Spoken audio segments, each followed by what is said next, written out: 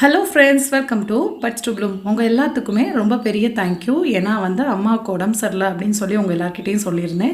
நிறைய சஜஷன் கொடுத்தீங்க, நிறைய ஹாஸ்பிட்டல் சொன்னீங்க, நிறைய பேர் நிறைய இயற்கை வைத்தியம்லாம் மெயில் பண்ணியிருந்தீங்க. ஸோ ரொம்ப ரொம்ப ரொம்ப எல்லாத்துக்குமே பெரிய நன்றி. அம்மாவுக்கு ஏஞ்சியோகிராம் பண்ணியாச்சு.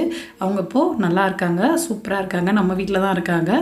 இனிமேல் நம்ம ஒரு ரெகுலரான ஒரு டயட், நல்ல ஒரு life style, healthy life style follow பண்ணால் இனிமேல் எந்த ப்ராப்ளம் இருக்காதுன்னு சொல்லியிருக்காங்க. ஸோ இனிமேல் நம்ம ரெகுலராக நம்மளோட வீடியோஸ் பார்ப்போம். நிறைய பேர் வீடியோ போட சொல்லியும் ரிக்வஸ்ட் பண்ணியிருந்தீங்க. அவங்களுக்காக இந்த ஸ்பெஷல் வீடியோ. இன்றைக்கி நம்ம பார்க்க போகிறது எக் மசாலா. இது பார்த்திங்கன்னா சாம்பார், ரசம் இந்த மாதிரி சாப்பாடுக்கு ஒரு டிஃப்ரெண்ட்டான காம்பினேஷனாக இருக்கும். ரொம்ப டேஸ்டியாக இருக்கும். நார்மலாக செய்கிற ஒரு எக் அவிச்ச முட்டையில் நீங்கள் கிரேவி பண்ணுறதோட இது மாதிரி ஒரு மெத்தட் ட்ரை பண்ணி பாருங்கள். ரொம்ப சுலபமான மெத்தட் தான். இதுக்கு முதல்ல ஒரு மிக்ஸி கப் எடுத்துக்கோங்க. அதுக்கப்புறம் முதல்ல நான் என்ன பண்ணியிருக்கேன், மிளகு, ஜீரகம் இது ரெண்டையும் பவுட்ரு பண்ணி வச்சுருக்கேன். அது ஒரு 2 டேபிள் ஸ்பூன் அளவு எடுத்துக்கோங்க. அதுக்கப்புறம் ஒரு 5 அல்லது 6 பூண்டு பற்களை இந்த மாதிரி 2 நறுக்கி சேர்த்துக்கிறேன். இப்போது இதையும் மிக்ஸி கப்பில் போட்டுக்கோங்க. நெக்ஸ்ட்டு இது கூட நமக்கு தேவையான அளவு உப்பு சேர்த்துக்க போகிறோம். இப்போ நம்ம இதில் சேர்த்துட்டோம். இந்த மசாலாவுக்கு எவ்வளோ உப்பு வேணுமோ அந்தளவு உப்பு நம்ம இது கூட சேர்த்துக்குவோம். இதெல்லாம் நல்லா ஓரளவுக்கு ஃபைன் பேஸ்ட்டாக நம்ம கிரைண்ட் பண்ணி எடுத்து ஒரு பவுலில் வச்சுருப்போம். இப்போது ஃபைன் பேஸ்ட்டாக இருக்குது நமக்கு. இதை என்ன பண்ண போகிறோன்னா, நம்ம பாயில் பண்ணி வச்சுருக்க எக்கை 2 கட் பண்ணி அதில் நம்ம சேர்க்க போகிறோம். இப்போது நம்ம பாயில் பண்ணி வச்சுருக்க எக்கை எல்லாத்தையுமே 2 கட் பண்ணிக்குவோம். இப்போது 2 கட் பண்ண எக்கில் இந்த மிளகு ஜீரக மசாலாவை நம்ம அதில் சேர்த்துருவோம். இப்போ நம்ம மசாலாவை இதில் சேர்ப்போம். இது பார்த்திங்கன்னா பிரியாணிக்கு கூட சூப்பராக இருக்கும். பிரியாணிக்கு நீங்கள் எக்கில் இந்த மாதிரி ஒரு சைடிஷ் செஞ்சிங்கன்னா கட்டாயம் எல்லோரும் விரும்பி சாப்பிடுவாங்க. குழந்தைங்களுக்கு கூட இது ரொம்ப பிடிக்கும். ரொம்ப ரொம்ப டேஸ்ட்டாகவும் இருக்கும். காரம்லாம் அதிகமாக இருக்காது. இப்போது நமக்கு இந்த மிளகு ஜீரக மசாலாவை நம்ம இதே மாதிரி ஒரு எக்லையும் வைக்க போகிறோம்.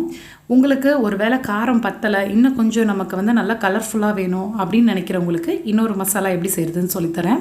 இது கூட கொஞ்சமாக மிளகாத்தூள், உங்களுக்கு காரம் எவ்வளோ வேணுமோ அதுக்கு தகுந்த மாதிரி மிளகாய் தூள் சேர்த்துக்கோங்க. அதுக்கப்புறம் இன்னும் கொஞ்சம் கலர்ஃபுல் ஆக்கிறதுக்கு ஒரு 1/4 டேபிள் ஸ்பூன் போல் மஞ்சத்தூள். இப்போ இந்த மசாலாவை நல்லா மிக்ஸ் பண்ணி விட்டுருங்க. இது எல்லாத்தையும் மிக்ஸ் பண்ணிவிட்டு நம்ம இந்த மிக்ஸ் பண்ண மசாலாவை, அதாவது கொஞ்சம் ஸ்பைஸியாக ரெடி பண்ணியிருக்கோம் இல்லையா, இந்த மசாலாவை இப்போ எக்கு கூட சேர்த்துருவோம். ஒன்று போல் எல்லா எக்லையும் நம்ம இதே மாதிரி மசாலாஸை ரெடி பண்ணிடுவோம். பார்க்கவே சாப்பிடணும் போல் இருக்குது, அவ்வளோ நல்லா இருக்குது. இப்போ நம்ம எண்ணெயை ஒரு 2 டேபிள் ஸ்பூன் ஊற்றி மீடியம் ஃப்ளேமில் அதில் நம்ம ரெடி பண்ணி வச்சுருக்க இந்த மசாலா எக்கை பேக் சைடு வச்சிடணும். ஃப்ரண்ட்டு வைக்காமல் இந்த மாதிரி பேக் சைடு வைங்க. இப்போ நம்ம எல்லா எக்ஸையும் இதே மாதிரி 1 by 1 சேர்த்துக்குவோம். கொஞ்சம் நம்ம வைக்கிற மசாலாவில் தண்ணியெலாம் இல்லாமல் பார்த்துக்கணும். நல்லா கெட்டியாக அந்த பூண்டோட அந்த ஈரப்பசத்தில் தான் தண்ணி இருக்கணும். ரொம்ப நம்ம வைக்கிற ஸ்டஃபிங் இல்லைன்னா கீழே விழுந்துடும். ஸோ இப்போ பாருங்கள், இந்த மாதிரி நல்லா ரோஸ்ட் ஆகணும். நம்ம போட்டது மீடியம் ஃப்ளேம்லேயே தான் இருக்கணும். மசாலா கீழே விழுகாமல் இருக்கணும். ஆனால் நல்லா அதே மாதிரி ரோஸ்ட்டும் ஆயிடணும். அப்போ தான் உங்களுக்கு நல்லாயிருக்கும். கொஞ்சம் லைட்டாக மேலே இருக்க எக்ஸஸாக இருக்க மசாலா மட்டும் உதிர்ற மாதிரி இருக்கும். மற்றபடி எல்லா மசாலாவும் அது கூட நல்லாவே கோட்டாக இருக்கும். உங்களுக்கு காரம் வேணும்னா நான் சொன்ன மாதிரி எக்ஸ்ட்ரா மிளகாத்தூள் அதை மாதிரி ஆட் பண்ணிக்கோங்க.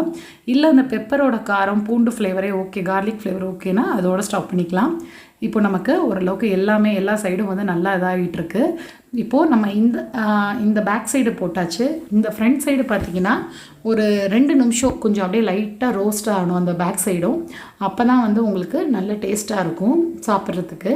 ஸோ பாருங்கள், இந்த மாதிரி சைடு ஃபுல்லாக ரோஸ்ட் ஆயிடுச்சு. இதுக்கப்புறம் வேறு ஒரு பிளேட்க்கு ட்ரான்ஸ்ஃபர் பண்ணிடுவோம். நம்மளோட முட்டை மசாலா ரெடி ஆயிடுச்சு. கட்டாயம் சாம்பார் சாதம் எல்லா சாதத்துக்குமே ட்ரை பண்ணி பாருங்கள், சூப்பராக இருக்கும். தேங்க்யூ.